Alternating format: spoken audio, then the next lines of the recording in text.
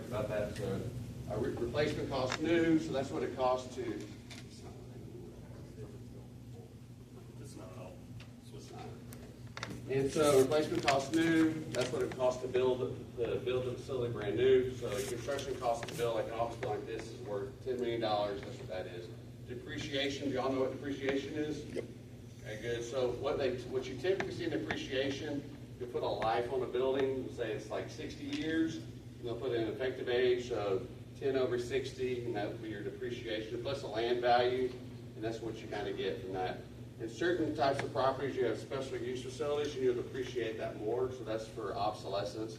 Or if y'all have, I know we have some realtors in here for homes, if you have an over improvement for a property, where it's really, really fancy, and they've put in the most expensive flooring ever possible, but the market's not recognizing that, that would be a form of obsolescence, so that's where you see that. For obsolescence. Okay, where assessments go wrong, mass appraisal equals property-specific valuation. The appraisal districts, because Harris County is so large, guys, they do mass appraisal on everything. So if you're an average property, it's going to be typically fine. But if you're below average, you're most likely going to get dinged. And so what we like to do, what agents will do, is they'll look at every property in specific and have a better chance of getting your values down. So like when y'all list properties, you'll say, okay, there might be something wrong with the roof, might be wrong with the AC, something wrong with the flooring, all of that stuff. The appraisal district's not going to know that, but when you fight your taxes, make sure to bring everything up that's wrong with the property to get that value down. So inflated rents, assessors apply market rent without accounting for actual lease terms or concessions. So we're talking about apartments. A lot of times to lease apartments, big apartments, you have to offer lease concessions, right? So you'll get 6 months free rent to get people to come in. The county doesn't account for stuff like that. Damn. And so make sure to always account for stuff to help with your rents. Understated expenses. Operating costs are often underestimated, inflating your NOI and assessed value. Make sure your expenses are always in line with what they should be, accounting for everything. I always hear people say, well, I manage my property myself, so therefore I take care of all this stuff. Don't look at it that way, because if you're not doing it, you have to have someone to do it. So account for those expenses. Repairs and maintenance are huge, right? Taxes, insurance, management, all of these are things that you have to account for. Wrong cap rates. Make sure your cap rates are of similar properties. So we see this all the time with the commercial stuff, whether it's apartments or whether it's industrial or office. They like classifications. Like you'll be in an apartment that's really, really nice, that's a class A level, B, C, and D. Make sure that you're in the same classification, because Harris County a lot of times will overclassify you, and so they'll use a lower cap rate than they should. Ignored issues, vacancy, deferred maintenance, functional obsolescence. They typically look at all that stuff and just ignore it completely. And so vacancy, deferred maintenance, so like I said, the roof, you need to do roof replacement. Like a roof replacement like this is very, very expensive, and you should account for that. So a roof like this, James, what, 100 grand or more? Even more. And so making sure you account for those expenses and when you were looking at your assessments. Okay, so these are your steps of the process. So does everyone own property in here? And so when you did, you got a notice of value in March or April. So you got, okay, your property was assessed at what, right? So the increase or stay flat or whatever, so you get that. The file protest date is coming up soon. It's May 15th. So that's the last date you can submit to have it be protested. Informal hearings is May and August. And so, James, can you kind of give when we get done with this, I'm going to let you kind of get into this part of it. It's a formal ARB panel if needed. And so that means if you decide to protest that, and then settlement or litigation. So, James, can you kind of give a good example on, focus on the three? Yeah, the informal process, essentially, in a lot of the districts, ever since COVID kind of came into play, we've experienced less going into the appraisal districts in person. And so, I don't know if you've seen on your appraisal district's website, there's typically an e-file option. So you'll submit that, you do a lot, so it's very streamlined in that sense. Typically, a couple emails are exchanged back and forth between an agent at the district as well as yourself. You typically want the information up front from you on why you think the value is too high. They'll either call or email you back. If you don't agree and they're making an offer and you're like, no, this isn't good enough, the option is to do a formal hearing. And that is when you end up going to the district. There's also options too, where you can do the formal hearing on Zoom or what they call, Harris County uses WebEx. They have any type of streaming service that they can do video feed back and forth. There's going to be either a panel of 3, sometimes 5, depending on some districts, and sometimes a panel of just 1. Sometimes you can request that. They'll typically ask you that. Typically you want about 3. You don't want one person making the decision. So you'll go through that process. Sometimes you don't win that process or don't get the value you think you should. And then that's where the next steps comes in, where you can file either an arbitration or sue the county for your value. Arbitration is kind of a cheaper way of doing that. They instituted that several years back to where we can arbitrate. It's a low fee. If you win your case, you get all but $50 back from your fee that you initially paid. So you have to be strategic in the sense that, okay, my value, I'm off by $10,000. Well, in our case, we wouldn't recommend doing arbitration because if you're going to end up paying more in fees than you're actually paying in your actual tax savings. So there's a threshold to when you analyze what you're going to actually take that account to the next step. So we're always here as tax consultants to help make that and analyze that data to make sure this is worth the time and effort and funds to do that process. Litigation, we're getting attorneys involved. That's where fees go way up, but we're also talking about decreasing values 10, 20 million due to concrete evidence that we have. And that process can be very long. It can go beyond the normal tax season as we see these dates. We're working on litigation cases right now that we filed 3 years ago, still today.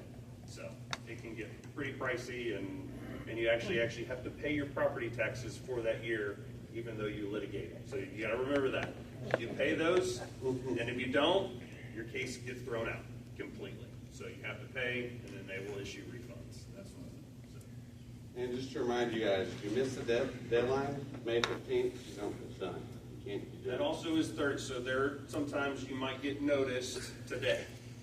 So you have 30 days from when you're actually noticed on the letter that they send you. Sometimes the districts are in a pickle and they just send out mass notifications of values. They miss a couple, so you might get a notice of your value 2 or 3 weeks later. You actually have 30 days, so from the date of notice. And they typically disclose that, so it might be May 30th that you have that deadline. So be very cognizant of what those letters tell you and disclose on your deadline dates. So this is going to be the difference between binding arbitration and litigation. So the timeline is 60 days after you receive the board order.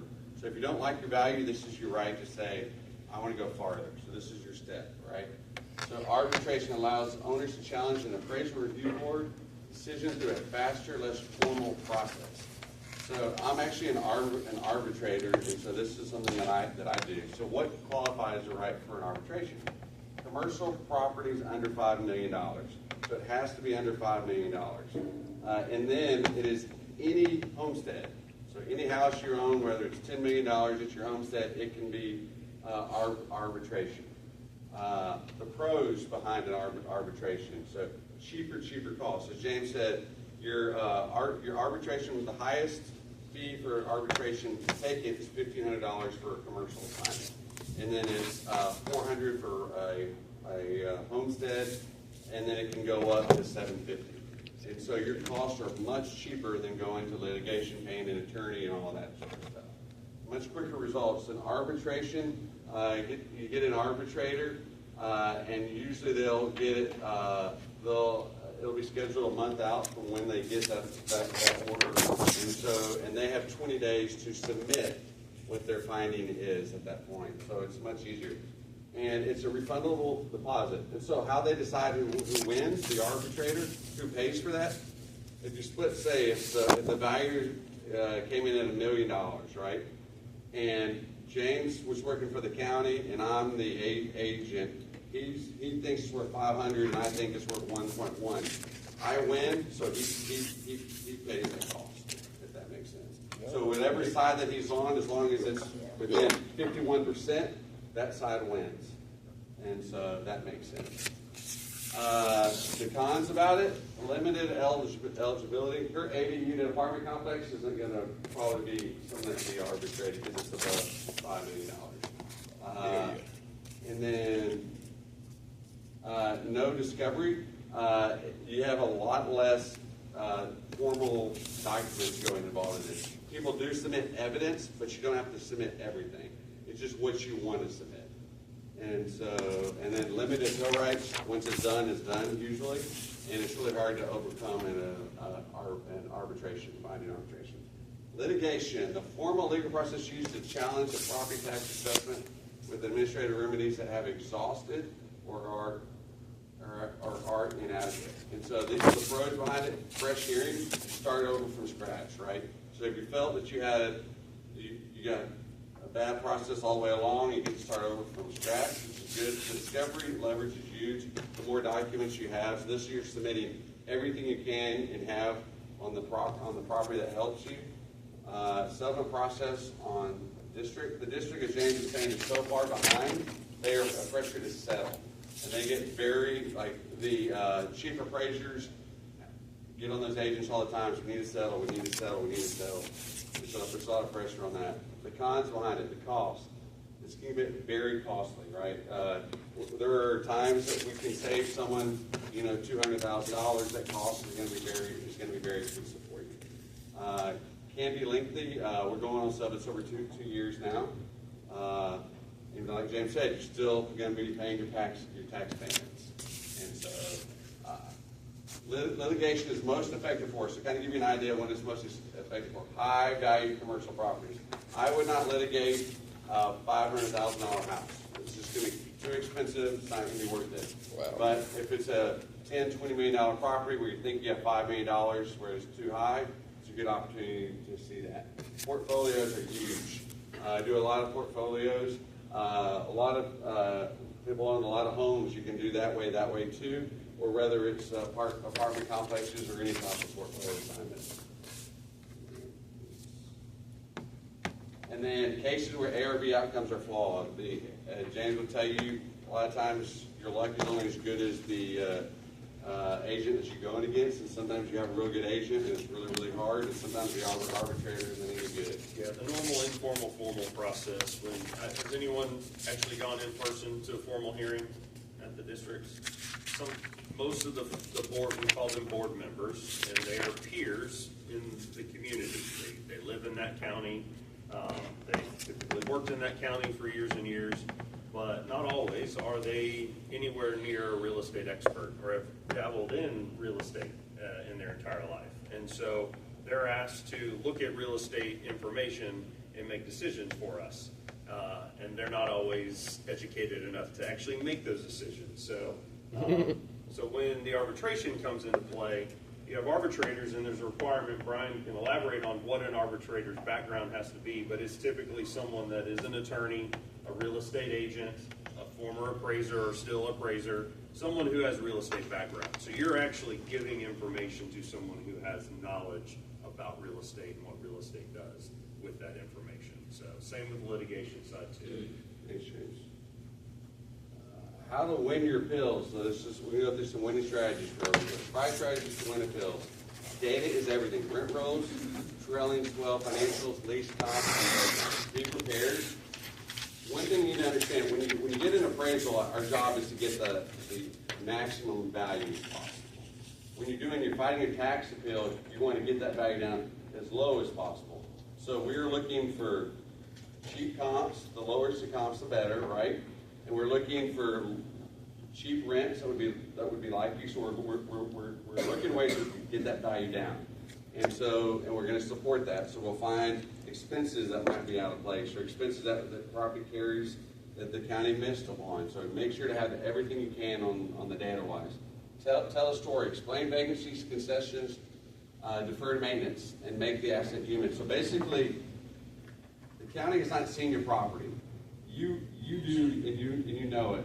And so make sure to say anything that's wrong with it. So, like we said, a roof, it's flooring, 50% of the building's in shell. Whatever that is wrong with the building, make sure to tell the story and elaborate that, because that is cost, that is money that you're not getting. Use the assessors framework against them. We do this all the time. Use their inputs and find out where they're wrong. And so basically, it's like, I agree with all your argument except for this and this. And so that helps quite a bit. Master timing and negotiation. A strong and formal presentation to prevent a formal hearing entirely. If you give enough evidence up front, a lot of times they'll know not to go forward with the process. And so it's just like an argument, like a lawyer's doing this stuff. It's the same skill set that James is using in his hearings. And then apply market context. Cap rate expansion, sub-market softness, and tenant demand shifts all matter. Make sure to use your data against them. You know your market better than anybody if you own your property, and make sure that they're not using, they will do this all the time. They'll use comps in different markets that they might be choosing higher rates. And so if you own an apartment complex in Northwest Houston, I don't want anything in River Oaks, right? And so make sure you're using comps that are like you and in the same market.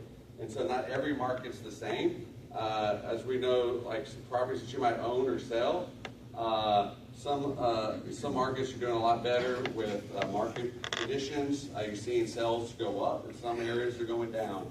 So make sure to understand what your market looks like. And it depends on, like, the questions that me and James get all the time. Is real estate going up or down? Up. And my answer is what? Up. It always depends.